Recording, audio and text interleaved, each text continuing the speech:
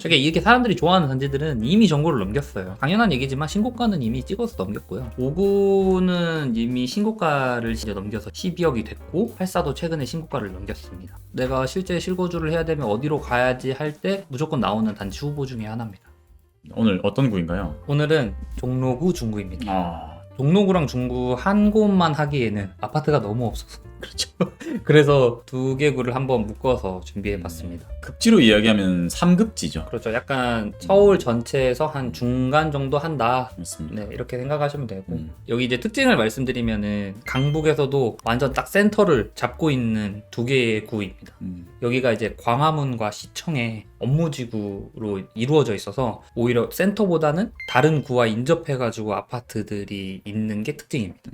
이 종로구 중구는 좌측으로 마포구와 서대문구, 은평구, 그리고 우측 상단에 성북구, 그리고 우측에 동대문구와 성동구가 맞닿아 있습니다. 종로구 위쪽에 북악산이 있어가지고 산이 굉장히 높고 이쪽으로 가면은 경사가 많이 있는 곳에 단지들이 많이 있고요. 밑에는 남산, 그리고 여기에 경복궁, 그리고 서울시청, 동대문, 서대문, 서울역에서 우리 옛날에 도읍지라서 문화재도 되게 많고 좀 사람들이 초창기에 몰렸던 그런 공공기관이나 이런 것들이 좀 많이 있습니다. 여기 교남 생활권이 있는데 사실 여기가 어떻게 생활권이라고 딱 묻기에는 좀 민망한데 경희궁자이라는 단지가 굉장히 그렇죠. 유명하거든요. 여기 교남동이라고 하면은 행정구역은 굉장히 작지만 대표성 때문에 약간 교남 생활권이라고 칭할 수 있습니다. 그리고 서울역 쪽에 있는 중림 생활권, 그리고 우측에 성동과 붙어 있는 신당 청구 생활권, 그리고 동대문 위쪽에 조그맣게 이제 창신 생활권이 있습니다.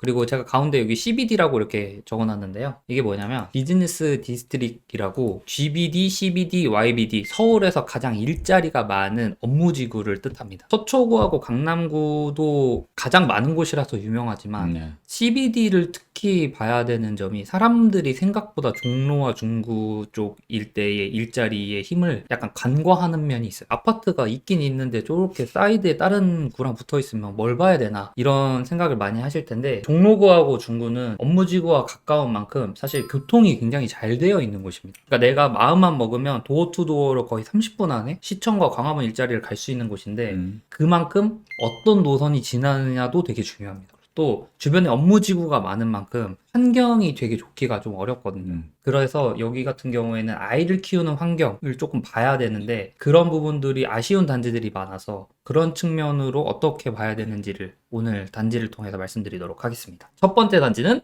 따단 경희궁자이입니다. 도남 무학생활권에 있는 가장 대표적인 단지로 경희궁자이는 이렇게 위치해 있습니다. 이 밑에 쪽에 서대문역이 있고요.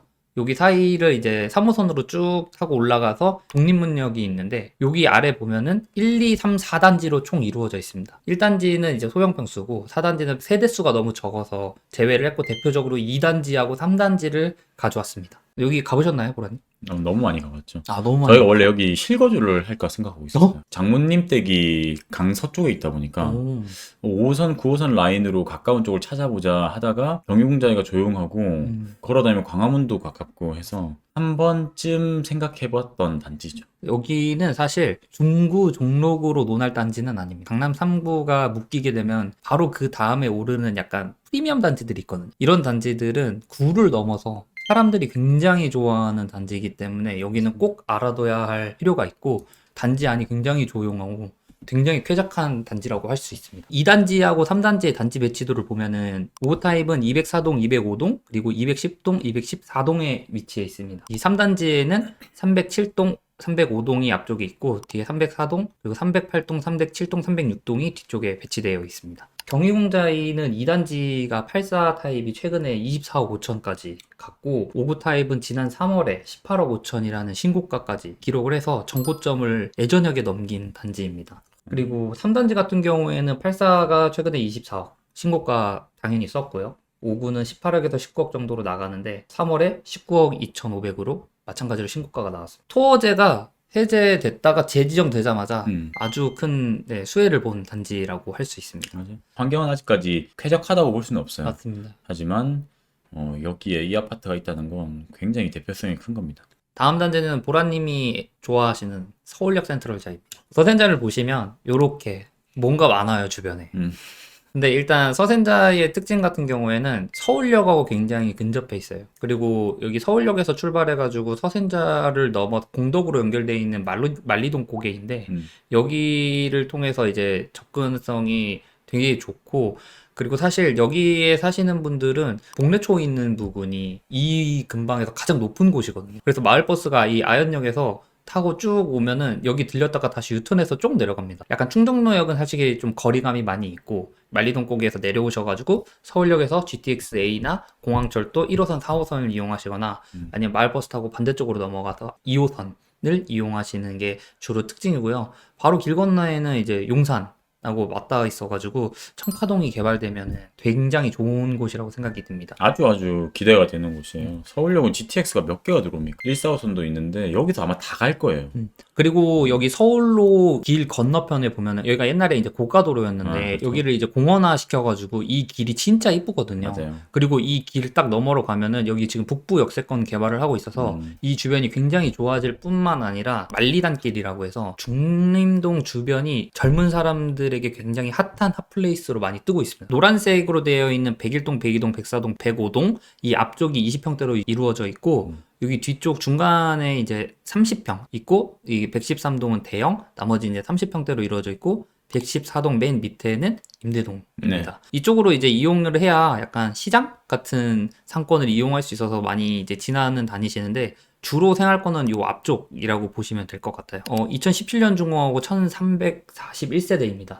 24평이 16억 3천, 전세는 7억 8천 정도 하는데 정고점을 여기도 예전역이 넘었습니다. 그리고 84타입도 최근에 신고가 18억 3천이 나왔습니다. 24평은 지금의 서센자랑 경유공자이가 한 2억 정도 차이 난다고 하는데 네. 33평이 엄청 많이 차이 나요. 이거 환경이 네, 아이 키우기 조금 어려운 환경이어서 30평대 선호도가 다음 단지는 삼성 사이버 빌리지입니다. 네. 사실 여기 사람들이 잘 몰라요, 진짜. 약간 숨어 있는 단지? 여기가 진짜 가격이 진짜 괜찮거든요. 싸다는 게 아니라 비싸다는 겁니다, 여러분. 비쌉니다. 네, 비쌉니다. 여기서 이렇게 쭉 보시면은 이렇게 쭉 언덕으로 이렇게 쭉 돼 있잖아요. 네. 여기가 경사가 생각보다 굉장히 심합니다. 이렇게 쭉 올라가서 아까 말씀드린 서센자 위에 복례초 있잖아요. 네. 복례초를 이제 애들이 같이 다니는데 복례초가 가장 높이 있고 양쪽으로 이렇게 아파트 단지가 있다고 보시면 되는데 충정로역이랑 진짜 살벌하게 가까워요. 그러니까 나오자마자 바로 단지. 3대 업무지구를 굉장히 빠르게 갈 수 있는 단지죠. 그리고 사실 이 앞쪽에 이 주변이 업무지구잖아요. 회사 끝나고 나서 약간 3, 3, 5 모여서 회식하는 그리고 만리동 상권이랑 좀 연결되어 있는 느낌이 있기 때문에 아이 키우기에는 그렇지만 사람들이 굉장히 몰려서 상권 같은 게 굉장히 잘 발달되어 있는 그런 느낌입니다. 약간 술상권. 20평대가 101동하고 107동이 있잖아요. 네. 딱 보면은 모양이 약간 타워형처럼 생기지 않았나요?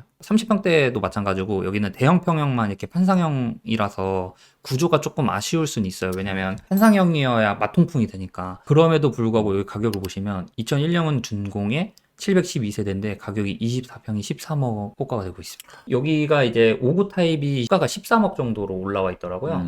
근데 매물이 없어요. 실거래가와 비교하면은 높지 않나? 이런 생각도 들고 전고점 거의 다 달았습니다. 84 타입도 최근에는 14억 7천에 최고가가 나왔고 이게 보면 24평이랑 33평의 전고가 똑같잖아요. 네. 이게 사람들이 아는 거거든요. 중림동이 살벌하거든요. 약간 결코 밝지 않아요. 참 신기하지 않나요? 이 교통이 2호선, 5호선이면 진짜 깡패인 거거든요. 맞아요. 다음 단지는 인왕산 아이파크 1차입니다. 여기 독립문역을 끼고 있어가지고 교통도 나쁘지 않습니다. 근데 여기가 이제 116동만 20평대예요. 나머지는 30평대랑 대형 평형으로 좀 이루어져서 20평대로는 좀 접근하기는 조금 아쉽다. 여기 독립공원 사거리에서 쭉 이 단지를 올라가면은 언덕이 굉장히 심하거든요. 20평대는 접근하기 좀 어렵긴 하지만 인왕산 현대 아이파크를 사실 무학 쪽에서 소개를 안 하고 넘어가면 안 될 정도로 사람들이 굉장히 좋아하는 단지입니다. 2008년식에 810세대고 5구 타입은 116동만 있고요. 언덕이 심하고 최근에 이제 10억대 초중반에서 실거래가 나왔고 호가는 11억 9천까지 나오고 있습니다. 근데 84 타입이 주를 이루고 있고요. 말씀하신 대로 84는 13억대 이상에서 호가가 나오고 있습니다. 다음은 바로 밑에 있는 무학현대입니다. 저는 무학현대 굉장히 좋아합니다. 근데 앞에 임대 아파트가 모여 있거든요. 맞아요. 네. 근데 이제 한계동만 네네네. 이제 24평인데 네. 저기는 물건이 잘 안 나오는 안 나- 동으로 유명해가지고 독립목력 초역세권 인왕산 아이파크처럼 도로를 타고 쭉 언덕으로 올라가야 됩니다. 그래서 사실 이 뒤쪽이 굉장히 언덕이에요. 그래서 여기 뒤에는 이 후문 쪽으로 해서 마을버스를 타고 내려오시는 분들이 많습니다. 112동 사람들이 이제 굉장히 좋아해서 뒤쪽에 있는 20평대하고 가격 차이가 많이 납니다. 그래서 최근에는 9억에서 10억 정도의 이제 실거래가 나왔지만 저층밖에 물건이 없어요. 지금 24평 8억 8천은 저층도 저층이지만 101동 끝에 있는 맞아요. 단지고 네네. 뒷동. 이제 지금 제대로 된 거 만약에 103동의 물건이라도 가지고 싶다 이러시면은 한 10억이 넘고요. 네. 112동은 11억 부를 겁니다. 84 타입도 11억 후반까지 이제 실거래가 나와가지고 호가가 이제 계속 뛰고 있어요. 사람들이 엄청 좋아하는 단지들은 그냥 이렇습니다. 정고점에 다 달았거나 이 지금 물건이 없거나. 다음 단지 너무 유명한 단지예요. 남산타운입니다. 남타. 네. 남산타운은 유명한 단지고 용산까지 차량으로 굉장히 빠른 접근이 가능하거든요. 맞아요. 그래서 옛날부터 남산타운은 숨어있는 찐부자분들이 좀 사신다고 되게 유명한 단지입니다. 그리고 이제 남산타운이랑 이 약수역 쪽이 아까 말씀드린 CBD 때문에 이게 아파트가 양쪽으로 이렇게 약간 분리돼 있는데 그래서 그런지 약간 성동구 생활권으로 많이 묶이는 편이에요. 맞아요. 성동구를 아시는 분도 있을 거예요. 네, 성동구를 아시는 분들도 있지만 여기는 중구입니다. 네. 네. 20평대가 버티고개역 쪽이랑 이제 약수역 밑으로 내려가는 쪽에 이렇게 배치가 돼 있고 2002년식이고 5,150세대입니다. 그래서 어떻게 되나요? 리모델링 진행이 되나요? 여기는 쉽지 않습니다. 네. 임대동을 넣어서 해야 되는지 빼서 해야 되는지 이런 것 때문에 갈등이 많이 있는데 잘 될 거라고 믿습니다. 30평대가 약간 주력이고요. 정고점은 30평대 기준으로는 정고 15억 보이고 있는데 최근 실거래는 13억대가 많이 거래가 됐어요. 그리고 전세도 많이 빠지고 있는 것 같고 뭐 여기만 그런 건 아니라 서울에 있는 전 지역이 그렇지만 거래가 최근에 좀 많이 됐다. 25평은 11억 정도 부분에서 실거래가 지금 많이 되고 있습니다. 그리고 5구 타입도 버티고개역이랑 약수역 쪽으로 이제 나뉘지만 선호도는 사실상 약수역 쪽이 훨씬 좋습니다. 왜냐면 3호선을 타고 강남으로 가셔야 되기 때문에. 맞아요. 근데 여기도 경사가 무시무시해요. 무시무시한데 참 가격이 보면은 잘 가요. 이 위치가 맞아. 진짜 중앙에 있긴 한 게 무서운 거야. 다음은 청구 2편한 세상입니다. 아보라님 여기 혹시 뭐 다녀와 보셨나요? 다녀왔죠. 청구도 자주 갑니다. 근데 24평이 별로 없어요. 맞아요. 103동이 아니면 안 하고 싶더라고요. 107동도 웬만하면 뷰가 너무 저층은 또 안 나오기도 해서. 맞습니다. 근데 이제 여기 맞습니다. 8구역이 되면은 네. 좀 분위기가 바뀔 것 같긴 한데 맞습니다. 아직은 망설여지는 곳이 신당 8구역이 좀 있으면은 아마 분양을 할 거예요. 약수역이 이제 6호선하고 5호선하고 초역세권이고 흥인초로 이제 애들을 이제 보내거든요. 약간 어수선한 분위기도 없지 않아 있기 때문에 위치 자체는 진짜 좋은데 사람들이 그래서 조금 잘 모르실 수도 있는 단지? 그래서 좀 준비해 봤습니다. 저는 신당 8구역 들어오면은 여기 신당 삼성하고 신당 푸르지오하고 함께 굉장히 좋아질 거라고 생각을 해요. 꽤 근데 선호가 되는 곳입니다, 여러분. 그래서 여기는 11년에 준공을 했고 와. 895세대에 25평이 14억 5천. 이거 2011년식이에요? 제가 잘못 적었나요?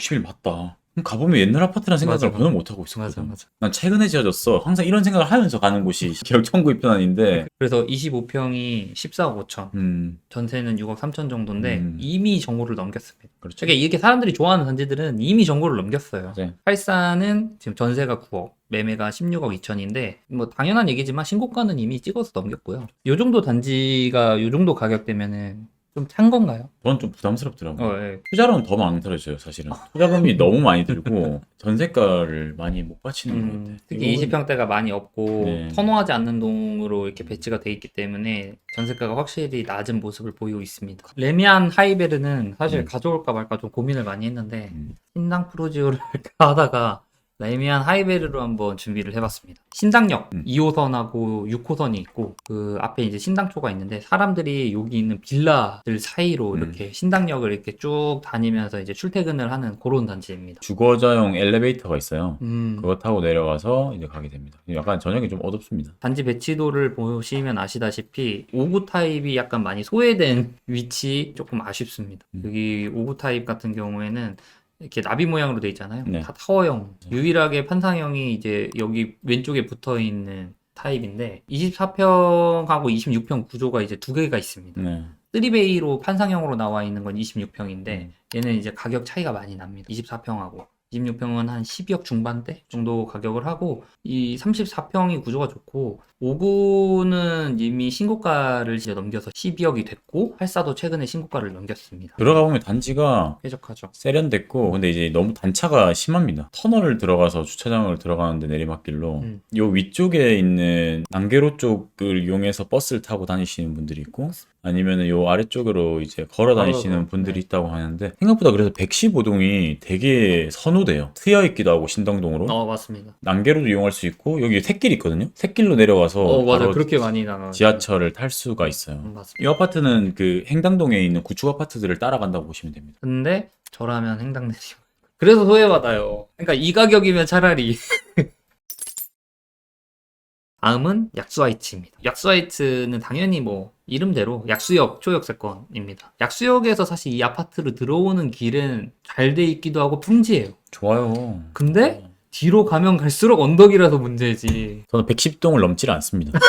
여기 바로 위에 이제 동산초등학교라고 있는데 저긴 사립이에요. 이 친구들이 가지 않습니다. 맞아요. 그래서 저기 멀리 청구 쪽까지 가야 되기 때문에 99년식으로 27살이 됐는데 2282세대입니다. 생각보다 세대가 되게 많은 대형 단지이고 24평은 저기 뒤에 방 두 개가 이제 9억입니다. 전세가는 5억 5천 정도고 32평은 한 12억 정도? 이 정도로 보시면 됩니다. 시세를 유의해서 봐야 돼요. 116동하고 특히 앞에 109동은 가격 차이가 정말 많이 나고요. 이 114동에 보면은 27평의 복도식 방 3개짜리가 있는데 요것도 그 딱 중간 정도인 가격을 하기 때문에 아마 114동에 방 3개짜리는 아마 11억대에 나올 겁니다. 이런 단지들이 어떤 단점이 있냐면, 키 언덕 있는 곳은 거의 그래요. 앞에 단지와 뒤에 단지의 가격 갭 차이가 너무 많이 나잖아요. 이렇게 맞아요. 2에서 2.5억 말이 되나 싶을 정도인데, 많이 나요. 백구동에 사시는 분들도 본인들이 매도할 때 본인들 단지가 좋은 걸 아니까 맞아요. 나는 이 가격에 팔아야 되는데? 라고 생각하는 거예요. 근데 이런 게 참 조심스러운 게 뭐냐면, 백구동 단지 혼자만 24평이에요. 이 단지 전체를 가지고 약소 하이츠라고 우리는 부르는데 백구동 혼자서만 자기 단지인 것 같거든. 매수하는 사람 입장에서 어떻겠냐고. 내가 이 가격을 주고 여기 왜 사? 내가 이렇게 되는 거야. 그러면 매도자들은 좋다고 생각하니까 팽팽하고, 매수자들은 내가 이 가격에 왜 사? 하면서 팽팽하고 하다 보면은 거래량이 없어. 창신쌍용입니다. 창신동까지는 종로구지. 종로구예요. 창신 쌍용은 또 이제 1단지를 해야 되고, 맞아요. 돈이 일단지 좀 더 있으면 이제 힐스테이트까지 올라가기도 하는데 충분히 가치가 있어요. 가치는 있습니다. 1단지의 위치는 우아할 정도로 괜찮아요. 여기서 실제로 시청 광화문 쪽 일자리 가는 거에 접근성 굉장히 좋습니다. 그래서 여기 신혼부부들이 여기서 시작하시는 분들 되게 많아요. 그리고 여기 바로 옆에 이제 낙산공원 붙어 있지 않습니까?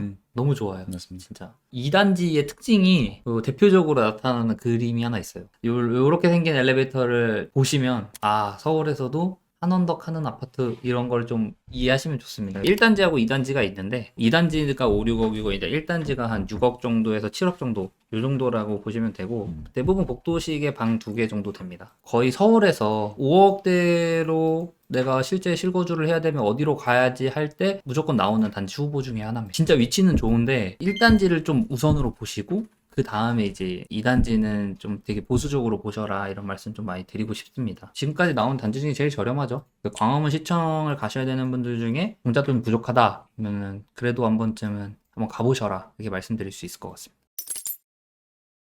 이렇게 수도권 단지 투어 중구 종로구 편이 끝났습니다. 자, 그럼 이제 뭐가 나와야죠? 이제 어떻게 중구 종로구를 들어가는가. 사실 방금 봤던 창신 쌍용도 너무 좋지만 제가 여러분한테 소개하고 싶은 게이트 단지는 우악현대와 약수하이츠. 10억 이하로 3호선 소역세권을 살 수 있다? 누구나 입맛을 다실 만한 단지라고 생각합니다. 그리고 여기가 생각보다 투자자들이 진짜 접근을 많이 해요. 수요가 많기 때문에 여기를 한번 보셨으면 좋겠다는 마음에서 게이트 단지로 우악현대와 약수하이츠를 가져와 봤습니다. 난 이 단지를 보면서 느끼는 게 뭐냐면, 신혼부부들한테 어느 정도 이런 가이드를 좀 줘야 될 것 같아. 시작은 10억대로 제발 좀 먼저 시작해라. 10억 미만은 잘 안 팔린다. 근데 10억 이상은 맞아요. 잘 팔리고 항상 수요가 좋은 곳에 있어. 예를 들면 맞벌이 부부이면은 적게 벌면은 한 600, 많이 벌면은 800. 요렇게 맞벌이는 그렇죠. 평균은 그렇거든요. 그렇게 되면 저축을 한 400만 원 정도만 할 줄 알면 20대부터 그런 습관을 가지고 있으면 240 정도를 이자를 내는데 무리가 없어. 그렇네. 240을 하면은 우리가 7억 정도를 빌릴 수 있거든. 그렇죠. 그러면은 열심히 20대부터 모아서 3억을 좀 둘이 합쳐서 모아놨다. 이러면 10억대 내 집 마련이 아주 좋거든. 수월하죠. 그러니까 지금 의뢰인분들 보시면 진짜 종잣돈 저축률이 조금 너무 아쉬운 분들이 너무 많아요. 저축률을 늘리는 게 결국엔 캐시플로우를 만드는 거거든요. 맞아요. 이게 안 되면은 100만 원을 더 벌면 돼. 서초검자님 걸 들어서 이렇게 100만 원을 만들어내고 오늘도 37만 원이라고. 맞습니다. 수익.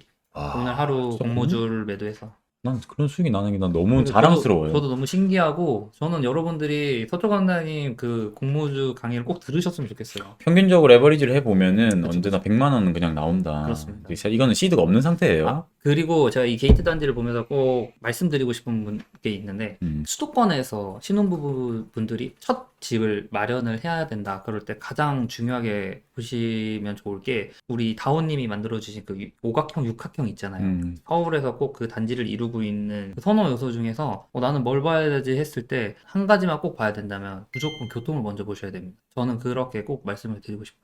일단은 여러분이 시작하는 것 자체가 다른 사람들도 시작한다는 건데 모든 사람들의 수요를 공통적으로 가지고 있는 거는 먹고 사는 문제예요. 그러니까 먹고 사는 문제란 곧 직장을 가는 건데 차가 너무 많이 막히잖아요, 서울은. 그래서 지하철이 중요해졌고 정시성이 굉장히 너무 중요하기 때문에 교통을 먼저 항상 보셨으면 좋겠습니다.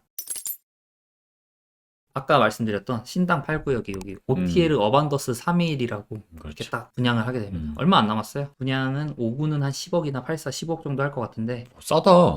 그러니까 분양가 상한제에 다 걸려 있어서 그래요. 그러니까 오후 10억이면 너무 싼데. 그러니까 가능성은 적지만 혹시라도 청약 통장에 60점 이상 가지고 계신 분들은 청약 통장 꼭 활용하셔야 됩니다. 막 쫓기듯이 집 사지 마시고 잘 판단을 해보세요. 이렇게 저렇게. 이거 무조건 4억은 버는 겁니다. 왜냐면 바로 앞에 있는 청구 입편한 세상 가격이 그 정도 하니까. 13 정도 하니까. 여러분 오늘 세 번째 시간이었습니다. 우리 케빈님이랑 함께하는 우리 서울 단지 투어. 오늘 재밌으셨나요? 저는 개인적으로 구독자분들이 재밌었는지 궁금합니다. 그러니까 댓글로 좀 남겨주세요. 그 다음에 준비하려고 하는데 여러분이 댓글을 남겨주시면 그 글을 준비하겠습니다. 그러니까 꼭 남겨주십시오. 저희 지금 케빈님도 저희 돈보라 풀케어에 같이 함께하고 계시고 저렴한 가격으로 지금 함께 하실 수 있으니까 혹시나 같이 단지를 매수하고 싶다, 내 단지를 매도하고 갈아타고 싶다, 신혼부부인데 이번에 투자하겠다, 뭐 실거주 내 집 마련 첫 집이다 하시면은 저희 케빈님 꼭 찾아주시기 바랍니다. 아래 댓글에 링크 확인해주세요. 오늘 여기까지 하겠습니다. 오늘 돈보라였습니다.